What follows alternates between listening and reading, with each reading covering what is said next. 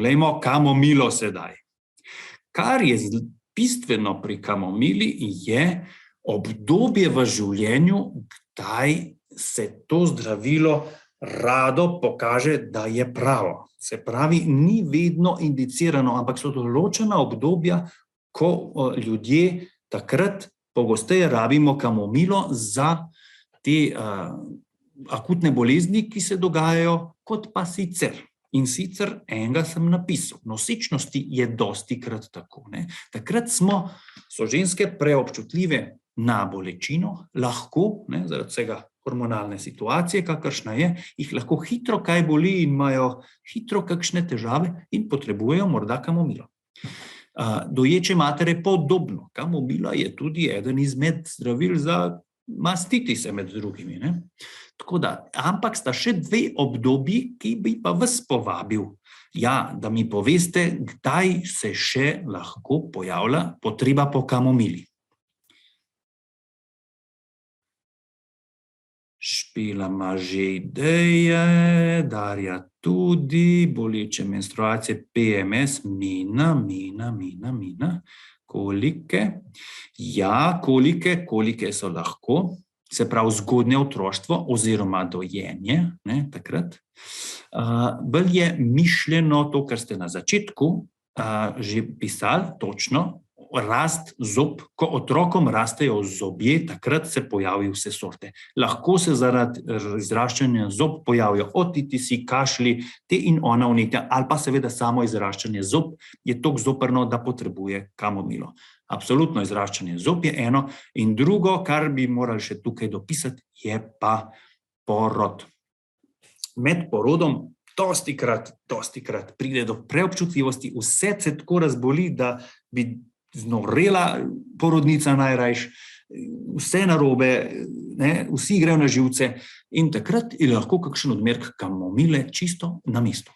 Vzrok imamo različne, poglejte, ponižanje, jeza, nasprotovanje. To so ljudje, ki so nekako nervozne sorte, nezadovoljni in čim jim kaj ne gre skupaj, potem jim to lahko tako zablokira imunski sistem, da zbolijo.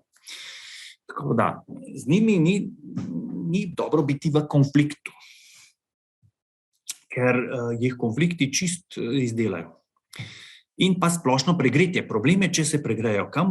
Organizmi, ki rabijo kamomilo, so običajno taki vroči organizmi in če jih nekaj še dodatno pregreva, lahko zbolijo od tega. Se spomnite, po bromiumu smo, mislim, da govorili na šoli homeopatije. Je tudi eno tako zdravilo, ki zboli od pregretja. Se pravi, je vroče zdravilo in bolečina toplota poslabša, razen ušesa. Vidite, sem tukaj napisal z drugo barvo in z drugo pisavo, da se bomo zapomnili. Ušesa pa so občutljiva na mraz oziroma premraženje. Zato tudi mraz bolečine ušes poslabša in kaj potem izboljša?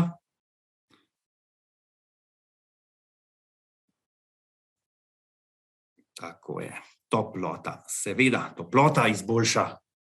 Ušesa je treba greti pri kamomili, ampak samo ušesa, ne pa celega pacienta. To ne bo v redu. Mentalno imamo razdražljivost. Pravijo homeopati, če je otrok, ki ima težave ali pa vneto uho, miren, potem pozabi kamomilo. A je lahko otrok, ki rabi beladono, miren? Glede na vse, kar smo prej slišali. Kaj se vam zdi?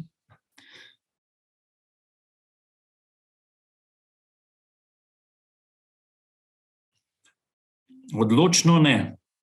Se ne strinjam z vami. Dajte mi povedati, beladona, smo prej rekli, da ležijo relativno pri miru, ker jim ni v redu, če se preveč gibljajo, če se premikajo. Vsak premik zaboli. Kdaj imamo beladona stanje, ki je miren pacient in kdaj imamo beladono stanje, ki je divji pacient in nemiren? Divji, ko je delirij, res je, ampak kdaj pa je delirij? Sara, dajva razmišljati naprej. Kdaj pa je delirij? A je vedno vsak beladona otrok deliranten? tako je, ko ima visoko vročino. Takrat pride, smo se prej pogovarjali, v možgane hudiček. In če je pa nižja vročina, pa ni nujno, ali pa ponavadi ni divji, deliranten in nemiren beladona otrok, ampak lahko lepo leži. Prav? Prav, ko ima visoko vročino, ko se mu v možganih preklopi na tisto mode, tak devilish mode, takrat je nemiren, sicer je pa lahko miren, ok? Dobro. Sitni, nezadovoljni smo prej rekli, kapricasti, ne? Zahtevajo neki to igračko, bi mu jo daš v roko, jo vrže stran, nezadovoljen, ko to dobiš. Ne smeš ga nekaj in se ga nekaj ne smeš. Kaj ga ne smeš?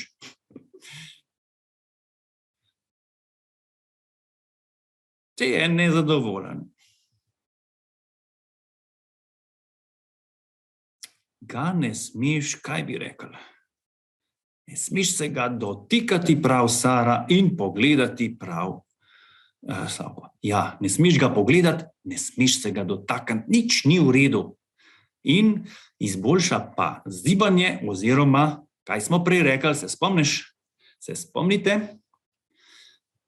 Kaj jim pomaga, kako jih mamica poskakuje malo. To jim je pa fajn, to ga nekako zamoti.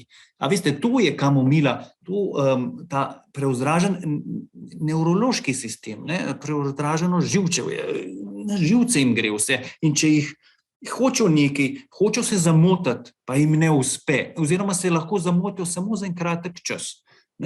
Vidijo igračko, aha, tist bi imel, to me bo malo zamotilo, dobijo igračko, ugotovijo, da jim to nič ne pomaga, da jih še vedno boli in da so še zmeraj razdražljivi in da so še zmeraj nezadovoljni in vržejo tist stran in gledajo, s čim bi se zamotili, s čim bi lahko ta nemir pa nezadovoljstvo potešili. In če jih malo skačeš, pa migaš jim, to se spet nekaj dogaja tazga, da jih pol mičken odklop tisto razmišljanje v glavi od tistih bolečin in tih zoprnika jih matra.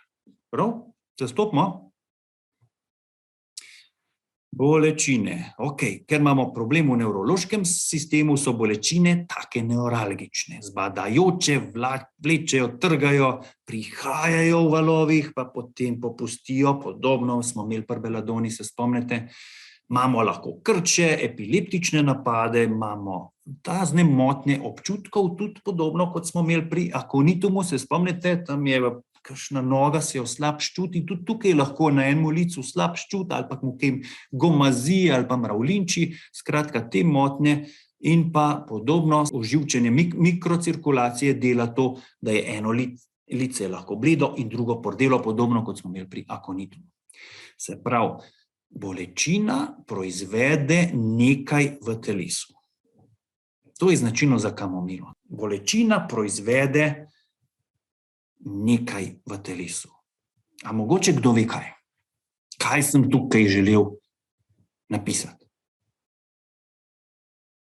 Nimamo idej takih, mogoče je malo zoprn tudi oblikovan ta stavek. Nemir, ja, odziv, ne bo glih dober, Sara. Hočem sem povedati, da proizvede vročino v telesu. Zaradi bolečine pride vročina. Ker je vzdraži bolečina živčni sistem in to spodbudi, da se vročina začne kopičiti. In je ta vročina lahko objektivna, se pravi, da se jo izmeri, lahko ima pa samo pacient občutek, da je vroč. Pa bi se slačil, pa bi se, Bog ne daj, pokrival. In ob teh vročinah je pogosto potem občutek ene žeje, enega nemira, tukaj je sta podobna zakonitumom in seveda se rad odkriva ta otrok, ki potrebuje kamomilo. In tukaj imamo nekaj, kar pa diferencira dobro od beladone zopet, stopala mora hladiti. Odkriva se cev, predvsem pa stopala. Podobno kot imamo pri pulsatili sulfurju. Poglejte, se spomnite. Modalitete spet lahko pogledamo. Po noči je slabše, zopet vse je po noč slabše, vedno, meni verjemite, ampak za kamomilo pa kdaj, kere ure. Podobne so akonitum uri. Ja? Se pravi, ob 9 zjutraj, ob 9 zvečer, pa od 9 do polnoči, tisto čas. In seveda poslabša splošno pregretje. Če boš kamomila otroka celega zavil v odejo, ne bo redu, bo brcal, ti takoj dal vedeti, da mu to ne paše. Če mu boš lokalno zavil ušesek na topla, to bo pa v redu. Se pravi, topli obkladki na ušesa, hladni pa vse posod drugot. Tukaj kamomila in beladona sta tako male izjemi, kar se tiče ušes. Dobro. Tukajle boste lahko napisali te stvari, kar smo morda še spustili.